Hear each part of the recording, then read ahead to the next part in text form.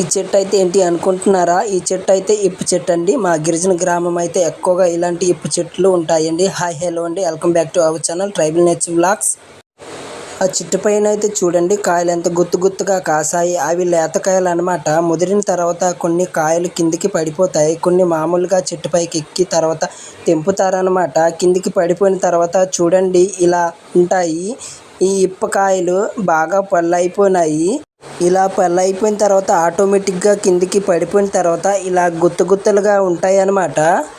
ఈ ఇప్పకాయలు అయితే చూడ్డానికి తినాలన్నట్టుగా అనిపిస్తుంది, కానీ ఈ కాయలు అయితే తినరండి.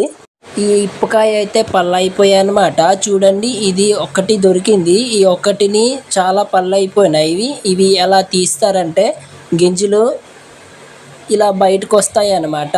ఈ గింజలు చూడండి వెరైటీగా కనిపిస్తుంది కదా. ఈ ఇప్పు గింజలు అయితే ఒక రాయి మీద పెట్టి బద్దలు కొడతారనమాట. నెక్స్ట్ వీడియో ఈ ఇప్పు గింజలు ఏమేమి తయారవుతాయి మీకు చెప్తాను. మా గిరిజన గ్రామ జీవిత శైలి కాలం లైక్